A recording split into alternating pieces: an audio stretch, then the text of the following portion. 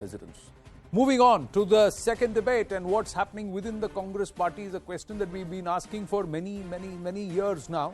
But right now, the biggest development is this person, Ghulam Nabi Azad, one of the longest serving members of the Congress party, who's still around at 73, with nearly 47 years with the Congress party since the 70s, has written a 5-page scathing letter. A 5-page scathing letter to Sonia Gandhi, and where he's blamed it all, literally blamed it all on Rahul Gandhi and his coterie, saying it is his behavior, childish, quote unquote, that's what he's called it, when he tore the ordinance that led to the debacle in 2014, and thereafter, he's the one who quits in a huff but still runs the party via remote control. Him and his PA and security guard. All of this is made part of the letter, not my figment of imagination. That's exactly what Mr. Ghulam Nabi Azad has written. Let's try and see. So even as they're hunting for a new president, Ghulam Nabi Azad has called it out, saying that it's just a proxy and it's a sham again. That's what he said. List prepared by a coterie that runs the AICC, he has said. It's a sham process. And he says handpicked lieutenants coerced to sign these lists. Electoral roll has not been published at all. Nominations have not been invited. And no polling booths set up or elections have been held. So what kind of a process is this? AICC leadership is perpetrating a giant fraud on the entire party. Then he's also looked at what has he said. As he dumps the party, what is the consequence? Senior G23 leader quits, party not serious on reforms. Because this G23 said our mandate is reforms. But now they are all revolting one by one. No inner party democracy. Gandhi supporters are attacking the dissenters. GNA ka DNA modified, says Mr. Jairam Ramesh.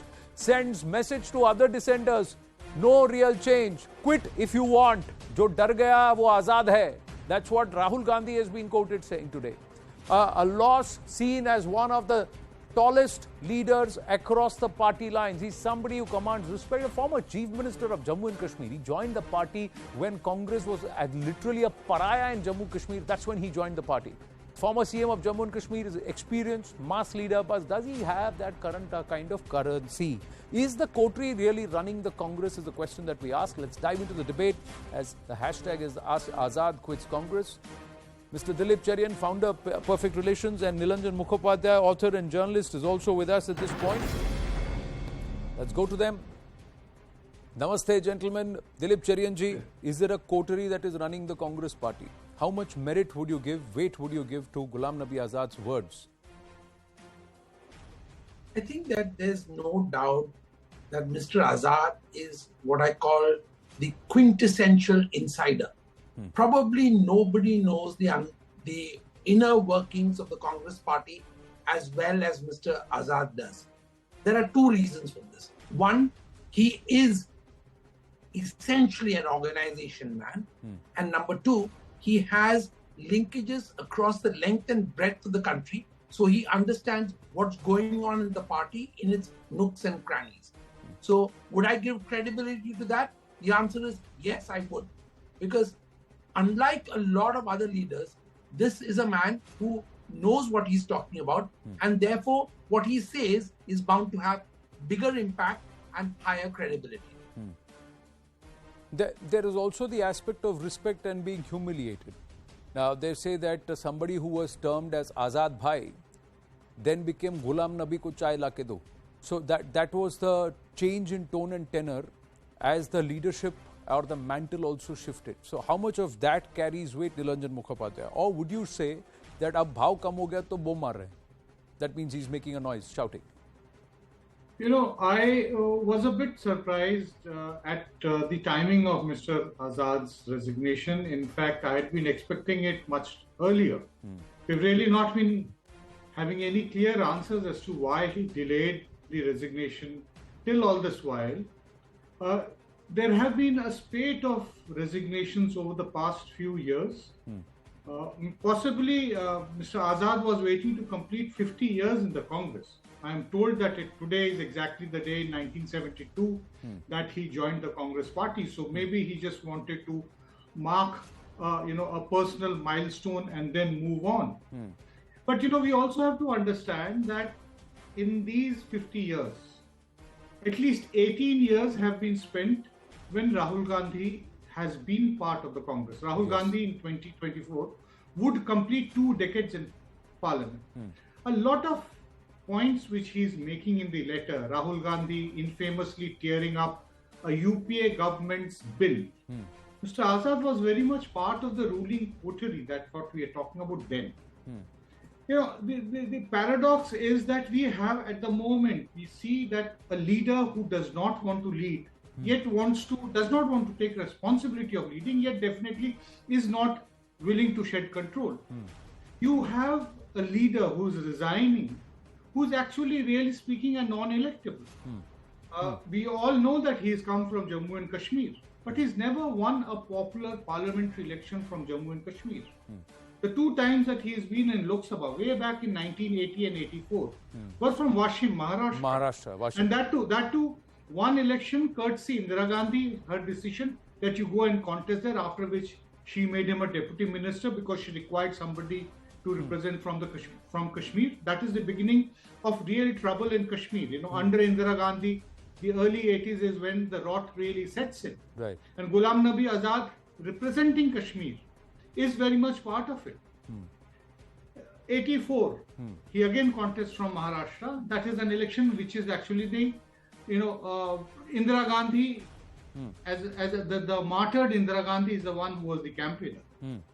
So really speaking, I do not know that what was Mr. Azad really bringing into the party except quote unquote a lot of respectability. But he's also he's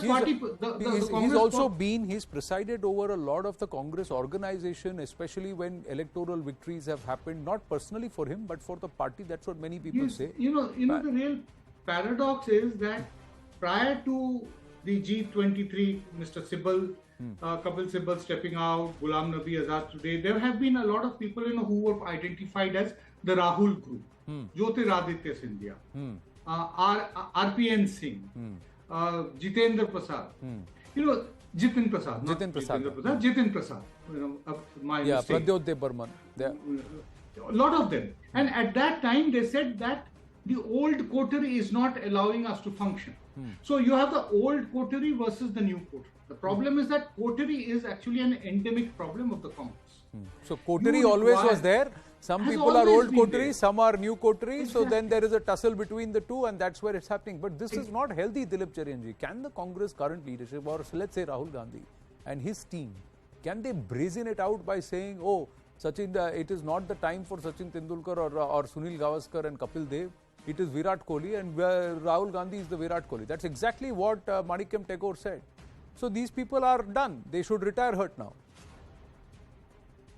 Can they brazen it out like that? I don't think that it's a matter of age and ageism at this point of time. It's a matter of commitment to the party, and Mr. Azad's, I think, commitment to the party has never been in question. Also, while he may not have had a huge track record of personal electoral victories, he has at least led the Congress to victory in 6 states. But is this a good time to lose people? The answer is the kind of exits that you've seen are damaging for any party. I think that Mr. Azad's letter says it quite correctly, that it is more a need for Congress Jodo rather than Bharat Jodo. And I think that the other thing is, it is not a matter of coteries versus coteries, because Mr. Azad has been part of multiple coteries over the years, starting with Indiraji. And at that time, he was seen as Sanjay Gandhi's coterie. So this is a man who is adept at inner party workings, and he knows what coterie needs to be allowed to do. But when he says you've left it, not only the post, but you've left the party to security guards and PAs, that is scathing and that is damaging. And this is no time for the Congress party to postpone its internal elections. I think Mr. Azad's real angst is to do with the fact that process is being given the go-by. You cannot suddenly say that for astrological reasons, we want to postpone the presidential election. So I think these are the issues which have been bothering him.